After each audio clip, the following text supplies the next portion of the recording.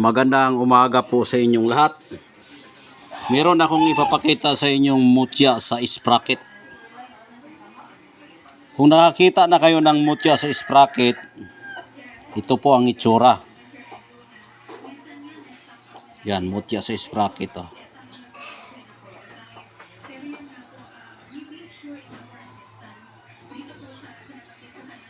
Yan. Bato po ito. Bato. Yan. Mutya sa sprocket. Yan. Dito kinakabit yung kadena. Diyan kinakabit yung kadena dito. Napudpud na dahil nga ay ginagamit na ito ng mga engkanto. Alam nyo ba, yung makikita natin dito sa mundo ng tao, makikita rin natin yan sa mundo ng engkanto. Dahil ito'y gamit ng engkanto na sprocket niya ito. Yan, sprocket ng engkanto, yung sa kanilang sasakyan. Yan. Kumbaga gear niya, ito gear na sprocket. Yan, gear ng sprocket ng engkanto. Yan. Ano ba ang gamit sa sprocket? Ang gamit sa sprocket ay napakalaki po ang kanyang trabaho dito sa lupa. Dahil nga kapag walang sprocket yung motor mo, ay hindi makatakbo. Kaya ito'y sa spiritual natin na survey itong sprocket ay ito ang nagbibigay puwersa sa iyong power. Kaya mong ma-hold ang kilos ng iyong mga kaaway sa pamamagitan ng sprocket. Yan, kaaway. Kung mayroong kargada yung kalaban mo, kapag mayroong ang sprocket, hindi siya makagalaw.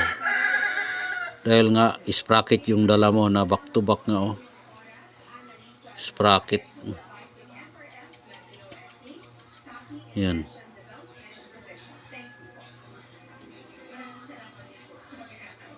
Yan, magtakbo yung motor, ganyan yan. Kahit hindi motor, yan. May mga sprocket, kahit nga yung malalaking mga truck, may sprocket po yan.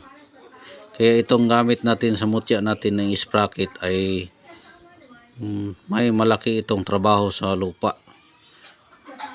Dahil ito ang nagdala ng mekanismo sa mga sasakyan.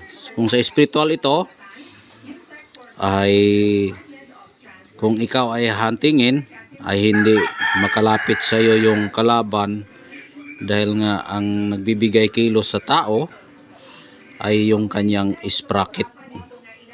Dahil ang tao din sa spiritual, yung tao ay sasakyan.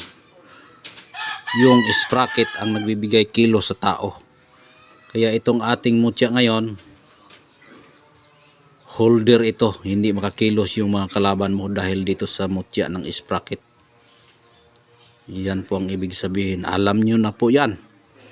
Lahat po kasi nagdadala ng mutya, alam nila kung ano po ang ibig sabihin sa sprocket. Kung itotal mo yan sa survey, malaman ninyo po yung ano ang gamit sa mutya ng sprocket. Maaring ito ay pampaswerte at maaari din itong pamproteksyon ang mutya sa sprocket. Yan. Bihira lang makakita ang mga taong ganitong klasing mga gamhanang mutya na sprocket yung mutya niya. Sprocket. Yan, bihira ka lang makakita ng ganitong klasing power. Ayan. Walang ibang nakahawak dito sa ibang antingero kundi ito lang. Ako lang naghawak ganito. Pero kung mapasayin nyo ito, wala na ako. Dahil nga ay kinuha na niyo yung sprocket. Pinapakita ko ito dahil nga ay baka kung magkursunada kayo sa mutya ng sprocket, automatic na. Pwede na itong magamit mo. Gamitin mo lang ito pag balutin mo ng pulang tela, tapos ihabak mo, ayun, lakad-lakad ka, hindi makakilos yung kalaban mo dahil dito. Dahil sprocket ka. Lahat ng mga sasakyan walang sprocket, hindi makakilos. Ang tao din hindi makakilos kapag walang sprocket yung katawan. Ang sprocket natin yung ating joint.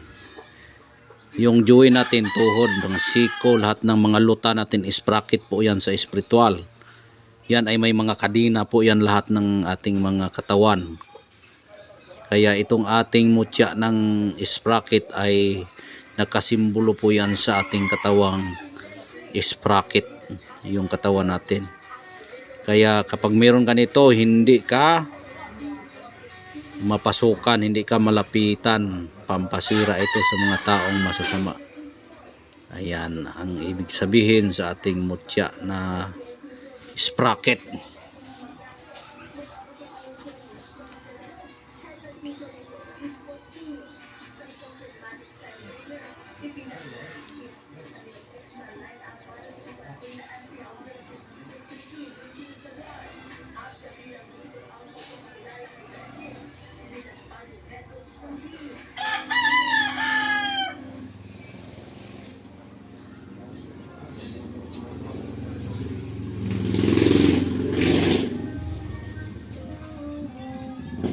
Yan po ang ating mutya, no? Yan. Bihira ka lang makakita ng ganito. Nakikita ko po ito sa bukid. Kita ko yan sa bukid. Bato po yan. Kung tingnan nyo mabuti yan, bato po yan. Kaya mutya talaga siya ng sprocket.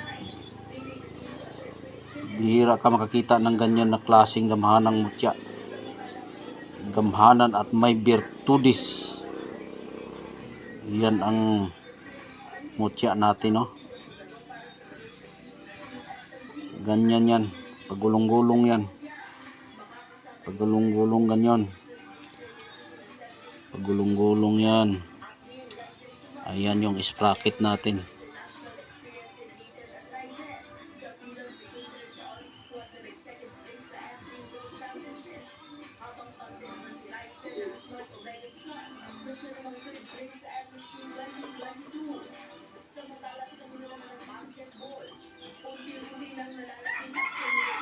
Meron akong iniwan sa numero dyan. Pwede kayong mag-contact sa akin para kung sakaling gusto ninyo ito, sa naniniwala lang po ang pwedeng magkakaroon ganito. Meron akong iniwang numero dyan. Pwede kayong kumontak sa akin para magtanong kung ano ang dapat nating gawin sa ating mutya. Ayan. Mutya sa sprocket yan.